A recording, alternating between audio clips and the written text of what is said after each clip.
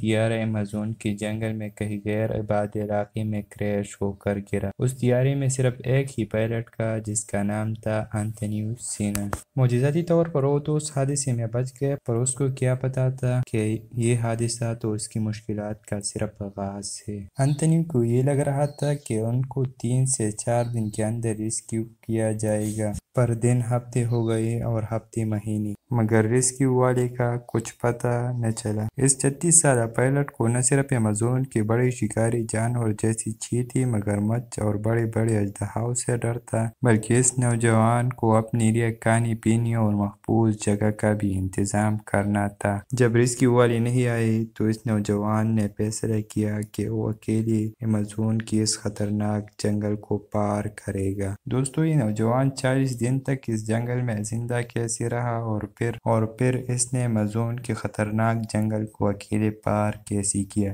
یہ سب ہم آپ لوگوں کو بتا دیں گے آج کی اس ویڈیو میں۔ السلام علیکم دوستو، welcome to the Hamza T V. دوستو، ایمیزون رین فارسٹ کتنا خطرناک ہے یہ تو آپ سب ہی جانتے ہوں گے، پر یہ خطرہ تب بڑھ جاتا ہے جب آپ ایمیزون رین فارسٹ میں اکیلا، بغیر کسی سواری یا مواصلات کے وہاں پر موجود ہو۔ 16 جنوری سال 2021 میں ایک دور دراز کام تک اشیاء پہنچانے کے لیے انتونیو جس طیارے کو اڑا رہے تھے اس میں مسئلے پیدا ہو چکے تھے۔ بی بی سی سے بات کرتے ہوئے ان کا کہنا تھا کہ 900 میٹر کی بلندی پر اس کے جہاز کا انجن بند ہو گیا تھا اور مجھے جنگل کے درمیان میں مجبوراً لینڈنگ کرنی پڑی۔ درختوں کی شاخوں سے بچنے کے لیے اس نے اپنے سیسنا طیارے کو ایمیزون دریا کے شمال میں کہیں غیر آباد علاقے میں اتار لیا، پر ان کو کیا پتا تھا کہ موت سے بچنے کے بعد ان کی مشکلات کا یہ تو صرف آغاز ہے۔ طیارے کا سارا ایندھن لیک ہو چکا تھا۔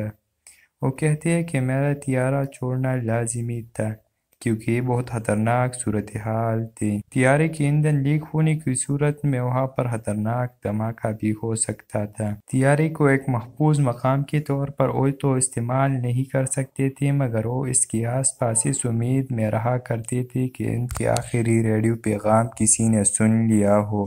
اس نے وہ سب کچھ پکڑ لیا جو چند روز اس جنگل میں گزارنے میں مدد کر سکتے تھے۔ وہ اس وقت سوچ رہا تھا کہ 3 سے 4 دن لگیں گے، جو کہ جنگل میں ریسکیو کا عموماً وقت ہوتا ہے، مگر ایک ہفتہ گزر گیا اور کوئی امداد نہیں آئی۔ انتونیو نے فیصلہ کیا کہ اگر وہ اپنے پیاروں سے کبھی بھی دوبارہ ملنا چاہتے ہیں تو چاہیے کتنی بھی حادثے اور مشکلات سامنے کیوں نہ ہو، انہیں پیدل ہی کسی محفوظ مقام پر جانا ہوگا۔ یہ بات تو اس کو پوری طرح سے معلوم تھی کہ ریسکیو والے مجھے نہیں ڈھونڈ پائیں گے کیونکہ وہ مجھے غلط مقام پر ڈھونڈ رہے ہیں۔ ریسکیو والے اس کو طیارے کے مقام پر ڈھونڈ رہے تھے، جبکہ انتونیو اس مقام کو کئی ہفتے پہلے چھوڑ گئے تھے۔ وہ کہتے ہیں کہ میں نے مشرق کی جانب چلنا شروع کر دیا اور سورج کی طرف چل پڑا۔ وہ ہر روز 2 سے 4 گھنٹے پیدل چلتا تھا۔ اس کے بعد اسے رات کی تیاری کرنی ہوتی تھی، سونے کے لیے محفوظ جگہ اور آگ جلانا وغیرہ۔ اگر کوئی بھی خود کو بغیر کسی سواری یا مواصلات کے ایمیزون میں پائے تو یہ ایک خطرناک جگہ ہے، مگر انتونیو نے کچھ ایسے کورس سیکھے تھے جو اسے زندہ بچنے میں مدد کر سکتے تھے۔ اس نے اپنے جنگل میں بچنے کے کورس اپنی ہوابازی کی ٹریننگ کی وجہ سے مکمل کیا تھا اور ایمیزون میں پیدا ہوا تھا اور یہاں پر وقت گزارا تھا، اور انہوں نے اس جنگل کے دور دراز علاقوں میں رہنے والوں کے طریقے بھی سیکھے تھے جو زندگی اور موت کا فرق بن کر سامنے آئے۔ وہ کہتے ہیں کہ میں جب ٹریننگ پر یہاں تھا تو جب بھی موقع ملتا تھا میں مقامی لوگوں سے بات کرتا تھا اور میں نے اس سے بہت کچھ سیکھا تھا۔ انتونیو کو جس چیز کی سب سے پہلی ضرورت تھی وہ تھی خوراک، اور اس سلسلے میں انہوں نے مقامی جانوروں کی مدد لی۔ انتونیو کہتے ہیں کہ میں نے ایسے پل دیکھے جو میں نے اپنی زندگی میں کبھی نہیں دیکھی تھی، مگر میں اس کو کہا نہیں سکتا تھا کیونکہ مجھے ڈر تھا اس بات کا اگر یہ پل زہریلا ہے تو میرے جان کا بھی خطرہ ہے۔ مگر پھر ایک جگہ پر میں نے بندروں کو اسے کھاتے دیکھا تو میں نے سوچا کہ اگر بندر یہ کھا کر زندہ رہ سکتی ہے تو اس کا مطلب یہ ہے کہ یہ پل زہریلے نہیں ہے، تو میں نے بھی وہاں سے کچھ پل کو کھا لیا۔ مگر انتونیو پل سے زیادہ کچھ اور چاہتے تھے اور وہ تھے نانڈو کے انڈے۔ یہ جنگل میں ایک بہت عام پرندہ تھا یہ پرندہ اڑتا نہیں اور بڑے بڑے نیلے رنگ کے انڈے دیتا تھا جو آنٹیوں کو کبھی کبھی مل جاتے تھے۔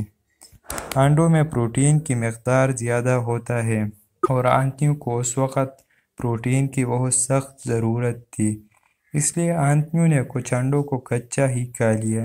اگرچہ آنٹیوں کو اس سفر میں زندہ رہنے کے لیے خوراک تھوڑی بہت مل رہی تھی، لیکن انہیں جس چیز کی سب سے زیادہ ضرورت تھی وہ تھی مزون کی خونخوار شکاری جانوروں سے خود کو بچانا۔